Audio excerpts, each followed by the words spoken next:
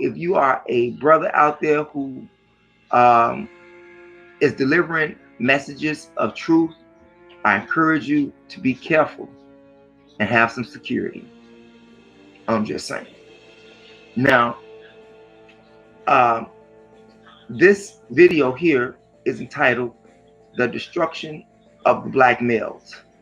And if you can't see, as I see, remember that frequency type of thing, but it doesn't take a rocket scientist to figure out that young black boys are being destroyed by this system. You have some that slide through the cracks, but many don't. Many do not slide through the cracks. Many get caught up in between the cracks, crushing them, shattering dreams, destroying lives because of a system that is set against you. Okay? And according to Black demographics, 52% of the Black population today is female versus the 48% that is comprised of Black males. Okay, Black boys, Black girls, Black females, Black males. Females are in lead right now in birth rate, but in the 70s and the 60s, 70s, 80s, and just the beginning of 90, the very beginning of 90, these numbers were just the opposite. Okay? Now, you may be asking yourself, well, why did the numbers shift? Well, there are a number of reasons, and we'll get to some of those. I don't know exactly all of them, and neither does anybody else, but I do have a few that are keys in the destruction of our young Black boys so that they will not become Black men. And like I said, one of those reasons is because they want to kill the Black male and spare the female. These are rules in war, and women are the booty of the war, you see. And they kill the Black boys through abortions, through police killings, through prison and jail. And I say prison and jail because if a Black man or a Black boy is incarcerated in any type of department of corrections, they cannot make Black boys. Conjugal visits in prison for males is over across America. And for little, adolescents that's in ODDI homes, bad boy schools, they can't make any Black boys either. You understand? So that decreases the birth rate. You have lung cancer, you have drugs, you have high blood pressure, you have homicide, you have homosexuality. And believe it or not, 2 out of every man or man in America, 2 out of every man in America are gay or bisexual. Do your homework, okay? That's scary. That's scary. And there are many other factors that contribute to this conspiracy. But if you examine the skill of the conspirator or experimenter, as I stated in Lab Rats, which is Black History 40. So if you haven't checked that out, please, by all means, go check that out, okay? But as I was saying, if you examine the skill of the conspirator, you will see that this effectively takes place right after the Black boy completes 3rd grade. Now, according to psychologists, they call this the 4th grade syndrome. And according to the Board of Education records of America, Black boys excel academically in the 3rd grade. That's just real talk. Go do some homework. Okay? I'm going to give you a couple examples. Now, Um, when a black boy enters third grade or somewhere in the middle of third grade, he is performing at a 98%. But by the time he reaches seventh grade, his performance drops to 35%, which equals to a 1.3 progress performance over the next 4 years. True statistics. Another example, another black boy at third grade performs at 92% in third grade, but by the time he reaches seventh grade, he's performing at 24%, which equals 2.1% progress over the next 4 years. Number three, a black boy entered third grade at 64, performing at 64%.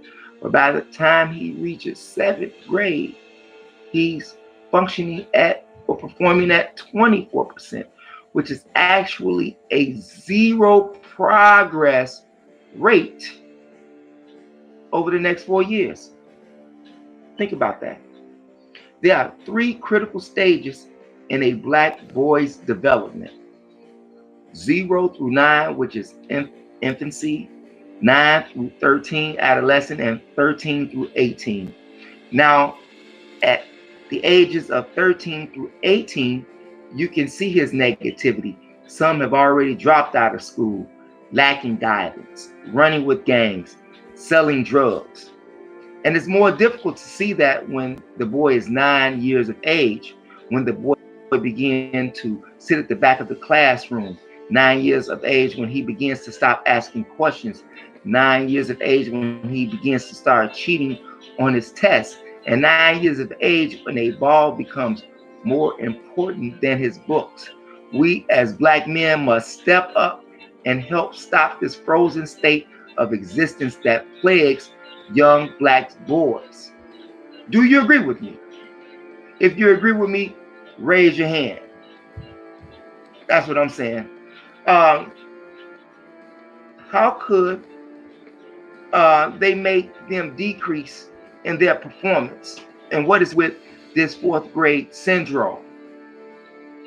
Well, you just think about it. Think about when you was in third grade, going to fourth grade, and what happened when you went to fourth grade. You think about that for 2 seconds or so. But let me tell you what happens, okay? Peer pressure and less parent interaction as the child begins to go to fourth grade and over. Whomever made the statement about your child not needing you the older that they get is absolutely wrong. In fact, according to statistics, 80% of parents have more interaction with their children in school in Head Start.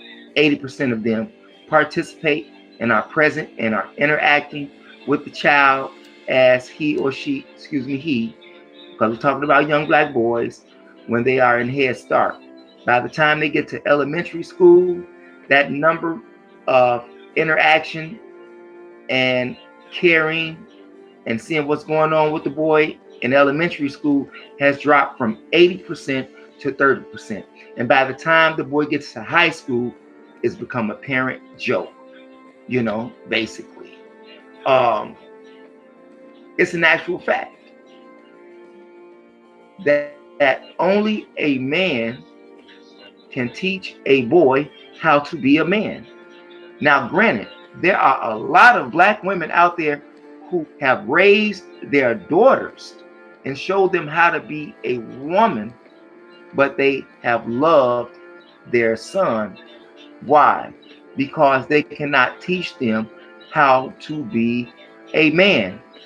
Just think about how many young black men that is from my generation, that's from the hood where I'm from in Chicago on the west side, okay, that did not have that father or male figure in their life. Think about how many things that you did not learn how to do as a boy growing into a man that you should have known how to do, but didn't because there was no man. Prime example of this would be car mechanics, electrical work, simple house repairs. even to learn how to ride a bike. You understand what I'm saying? Talking to the young boy, teaching him the ins and outs of what it's like being a black man here in America. How can a boy become a man when he don't see one?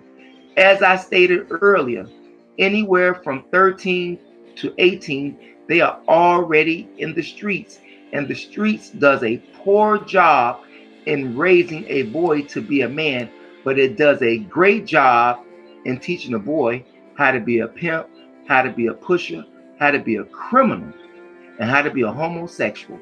And like I said, 2 out of 9 men in America are gay or bisexual. So you think about that, okay? But for some, they look at their role models to be athletes. Now, when I was in school, my teachers used to ask me, well, who do you want to be like, when you grow up? I told them my dad. My dad was the shiznizzle, okay? It wasn't a police officer. It wasn't a lawyer. It wasn't a doctor. I wanted to be like my dad, okay? I'm just saying. But now you have a lot of these young black men who look up to athletes and entertainers to be their role models because they have a void that needs to be filled, and there's no black man to fill it in a positive manner. So they look up to these athletes and actresses whom they deem have made it because of the cash flow. But what they did not do was listen to the expert himself, Michael Jordan, when he said that 1 million people want to be like him. Only 400,000 will go to high school and play ball. Out of that 400,000, 4,000 of them will go to college. And out of the 4,000 that go to college, only 35 of them will make the NBA. And out of the 35, 7 of them are looking for starter positions that only last 4 years. So in essence, what am I saying? You have 1 million brothers looking for 35 jobs with the ability to make it to the top in 7 that only possibly last 4 years. You think about that. And to further increase this psychological damage, when you go into a high school, when you walk into a high school, what's the first thing that you see? I remember the first thing I saw when I walked through my high school doors.